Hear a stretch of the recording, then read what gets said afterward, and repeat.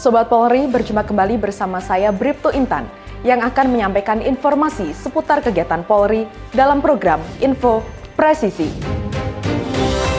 Polri mengerahkan K9 atau anjing pelacak dalam pengamanan KTT ASEAN di Labuan Bajo, Nusa Tenggara Timur pada 9 sampai 11 Mei 2023. Dalam pengamanan KTT ASEAN, unit K9 Ditpol Satwa Baharkam Polri mengirimkan sebanyak 12 ekor anjing pelacak dengan 35 personil sebagai pawang.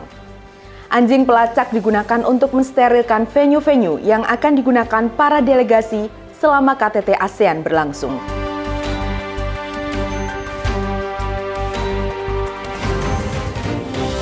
Sekian informasi yang dapat kami sampaikan. Terima kasih atas perhatian Anda dan sampai jumpa pada info berikutnya. Salam presisi.